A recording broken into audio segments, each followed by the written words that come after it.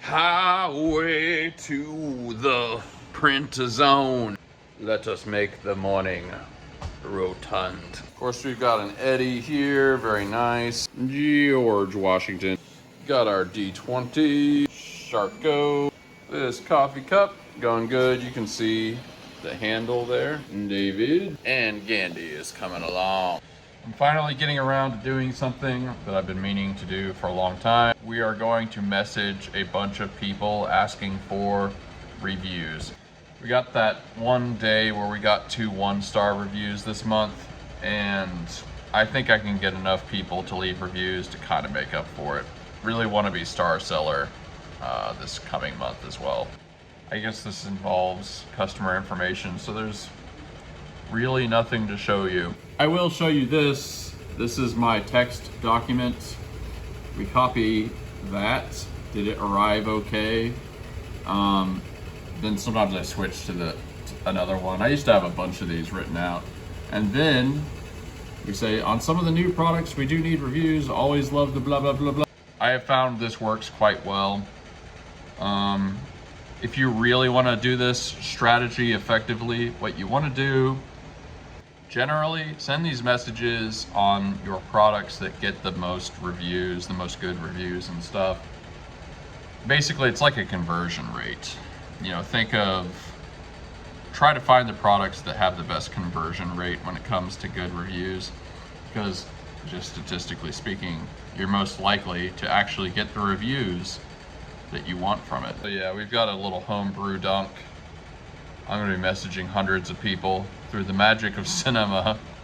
It's gonna seem like nothing happened. Oh yeah, one last thing. On Etsy, people can only leave reviews for like 90 days or something. So you wanna not message anybody that's farther than that. Oh, and it's 90 days after it was delivered or supposed to be delivered, not when they ordered, just so you know. I'm still at the beginning of the process. There's this person who owns a miniature golf place, and they sent me a message about an item and they were being all rude and stuff. I wish I could show you. Basically, they wanted to buy a big alien, but they were already being like kind of a dick. And I just told them to not buy from me. Seriously, once you get to a certain level, you really need to choose your customers carefully. I have a perfect 5-star rating, and it's not easy to maintain that. And part of it is, if somebody's being rude right from the get-go, do you think they're gonna be less rude when they actually receive the item? I'm sure, actually I know for a fact, there are other Etsy sellers in the Gratitude Gang that have dealt with this exact thing and do the exact thing I'm talking about. So yeah, just a little side note, don't be afraid to tell people no. And a lot of times those people will lose their effing mind when you tell them no, because they're not the kind of people that have been told no. They're already bullying you. It's like, this is a person who thinks they can bully their way to anything. How I feel telling dickheads no. All right, I'm still in the middle of it. One thing I also want to say, don't message asking for a review for anything that you wouldn't feel comfortable refunding, because it could be that they hate the product and they're gonna ask for a refund. So like, you gotta let those sleeping dogs lie. That's not a common thing, but remember, one 1-star review cancels out 34 5-star reviews. So you don't need that many people to be pissed off. Make sure that you can refund that person. I say this because, like, I've never had anybody be displeased with my coffee cups, but I do not want to refund $300. So the more inexpensive items are kind of preferable to message people asking for reviews. All right, I just messaged hundreds of people. Gotten a few responses so far, but we'll see. Decided to work on this a little bit more. Meet Captain Wawa. The final TV hanger is Captain Wawa, and he is judgmentally peering over your TV. There we go. Put a couple holes. This guy is ready for duty. And there's the sirens. Nosferatu. Welp, believe this extruder motor has gone out. It is turned up full blast. It's barely churning out any plastic. As you can see, this is really, let's see if we can get it. It's really, really, really thin. As you guys know, I put the dates on the motors. It's a little hard to read, but that is supposed to be 9/15. One of the early hypotheses, I had gear motors like this that power the extrusion machine go out about every 2 to 3 months back in the day. And I opened one of them up and saw a bunch of burnt sort of grease and stuff. So my thought was, maybe if we keep these gear motors much, much cooler, they'll last a lot longer. As you can see, I've taken out all the housing, you know, there's green housing and stuff on the sides for maximum airflow, and just put a big old fan directly onto it, so it'd be like almost staying room temperature the whole time. It is currently 6:29, so 9:15, that would be 9:15, so that's 9 months. Basically 9.5 months. Wow. I kind of remember the episode where I changed to this motor. If you look through the old videos, you could probably find it, but that's amazing. Like I said, back in the day, these motors lasted maybe 3-4 months. 9.5 months. That is a result. It takes a while. Anybody that's been watching for a long time has seen the process for changing these gear motors out of the extrusion unit. I don't really have time to do it today, but we'll probably knock it out tomorrow. If you've ever wondered what this box is, it's the spare motor. We've got a few things to package, a few things to paint, including the Charco, or to package at least. But I think we're going to start making some moves on the big one. We're gonna start breaking down the effing chairs. Basically, this is sort of like 2 sets. I made these plywood sheets that go underneath, which you can kind of see there. It's a set of 2 and a set of 3. I think that's how I did it, something like that. And we're not gonna break down the whole thing, but I just want to begin the process. I just want to start making some like big leaps, you know. I have a really cool spot picked out. You guys will see when the big reveal happens. A good spot in the new place picked out for these chairs. It's going to be really, really dope.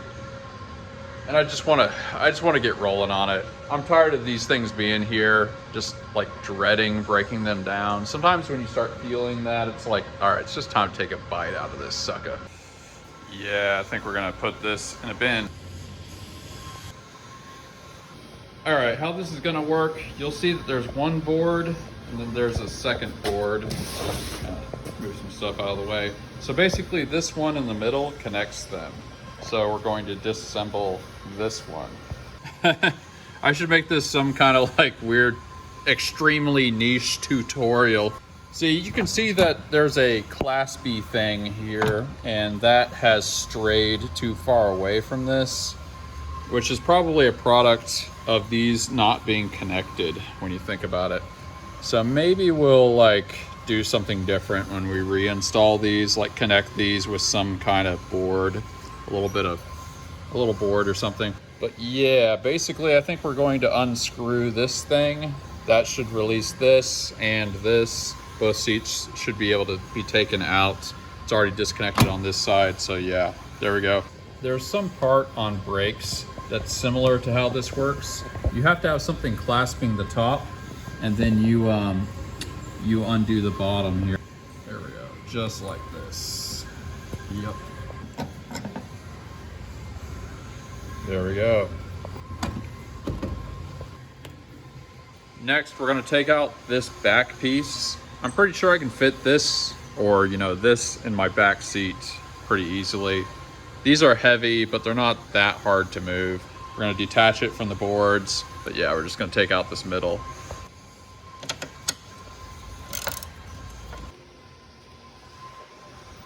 I think once we get these outside, we're gonna give them a good scrub. It's pretty dusty back here.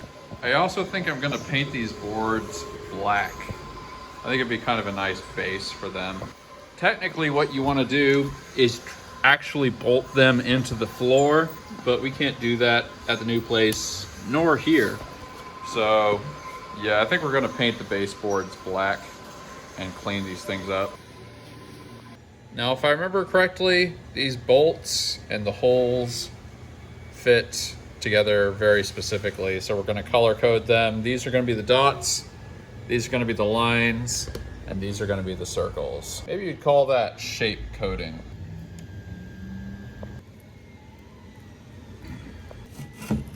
We're gonna hit it with a coat of paint, like I said. I think it's gonna look good after it's black. I kind of did a brownish color before, but black's probably gonna look nicer. Here we go. This is the air conditioner unit for the other side, the side that we're not in most of the time, and that is the fence we are going to take down. There's a lot of ants over here, so I'm gonna do this real quick. They're already biting me. All right, I kind of ran out. I'm gonna have to go get some more, but maybe we'll do like 2 coats so it's more even. Kind of a good little day for a drive, actually. Oh, by the way, on the 1st, or maybe slightly after the 1st, I don't know, we are doing the traditional Lufkin thrift trip yet again. I do want to get back into doing trips to other cities, maybe San Antonio, something like that. But there are expenses and stuff associated with moving, so we're just gonna do Lufkin again next time. Wow, I just saw a single duck walking along the side of the road. Just a single white duck. There's no bodies of water around here as far as I know.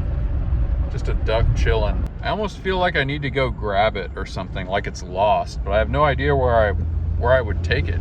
We don't really have any parks that have ducks in them. You know, a lot of parks have a river or a stream or something. I can't think of a home for ducks.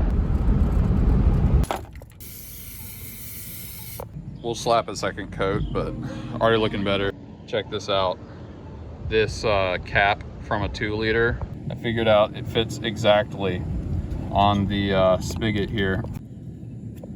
Let's see what happens.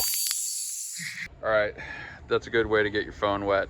All right, let's get a couple more things done. The seat debacle was fun and not as hard as I thought it would be, but yeah, time to get some stuff done. Painting the eyes on the shark.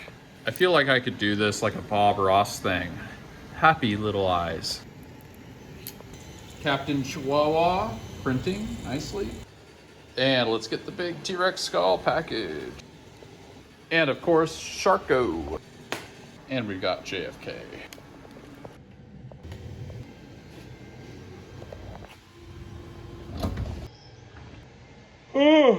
That's another solid day on the books. Taking the seats apart, a little bit less difficult than I was imagining. Still kind of involved. They kind of just need a good cleaning, so we're gonna make sure to do that. Join the Discord, link below. Toasty O's says, honestly, for me, moving is just the worst. I would have gone for the professional movers in a heartbeat. He shared a picture which illustrates this. If you want to see it, join the Discord. Mopar Dude says, I think the 1 year mark would be an awesome day for the reveal day of the new spot, sir. See, this is exactly what I was thinking, but it's like a month until then, and I have to be out of here by the 16th, which is 17 days. I was really thinking about it, but there's just no way to do that. Like, everything has to be gone by the 16th. It might be like the 17th or something. I forget what it is. Yeah, it would have been a cool like 1 year special, you know, to do the reveal at the 1 year mark. Sadly, the serendipity just ain't there. But I like where your head's at, Mopar Dude, as always. The Ian MCE, I'm grateful for my siblings. They're not only happy and healthy, they're humans I truly love and respect. It would have been way funnier if you said, they're not only happy and healthy, they're humans I truly love and respect. That's a blessing right there. Very nice. My parents never had any other siblings. There were some kids I grew up with that were like my siblings. It's a long story. Spicy Barbecue back with the hits. Let him who hath understanding reckon the number of the beast, for it is a human number. Its number is 30. for. Episodes until a full year of daily uploads. Very cool. Upvoted. Yeah, it really is wild that this has been going on for almost a year. It's strange, like the first 5-ish years of this business feel like they went by in a flash. But this last year, mainly because I've been doing these videos, seems like it's been forever. I'm really looking forward to like watching these videos from like 5 years from now. Who even knows what I'm gonna be doing 5 years from now? I think what I'm grateful for today is that, I don't know if we can say most of the shop. I feel like most of the shop has been moved. It feels like we're past the 50% mark. I'm really grateful for that. I don't particularly like moving. I've moved about 51 times now. I think I was at 50 moves before I moved into this place. Yeah, so this will be my 52nd move. So I never particularly liked that. And like, I was gonna cut off my history of moving right here. Just be here forever. And then they demolished the building. Just my luck. But there's very little chance of them demolishing the new house. Although it will be incredibly ironic if they do. So I'm kind of going into it with that. It's like sales are really great and just on an upward trajectory. It's like after all these years, it's all coming home, you know.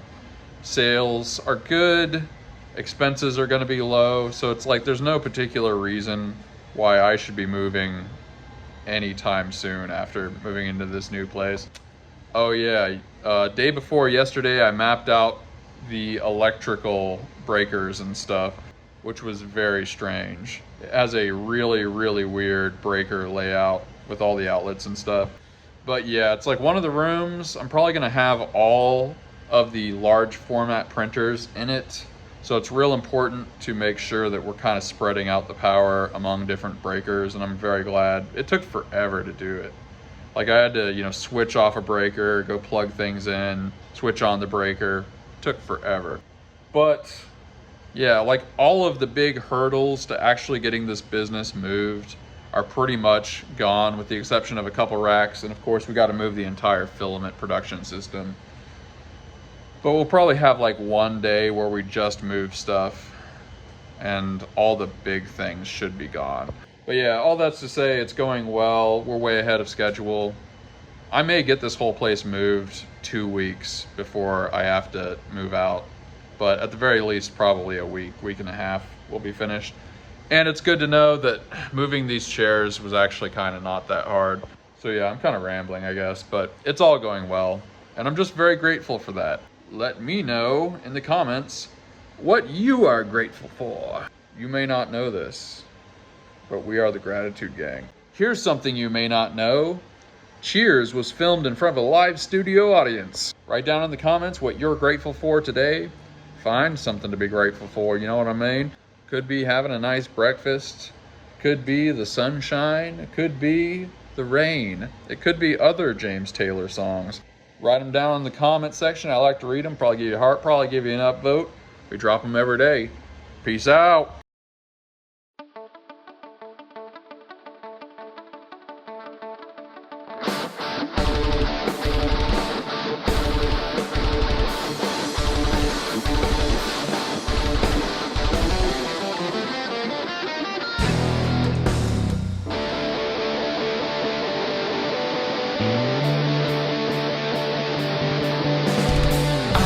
Stay around you.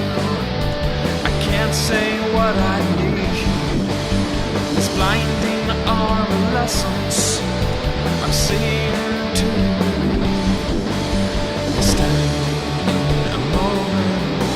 What has been is cast aside, frozen there as time rode. I know that you must have died.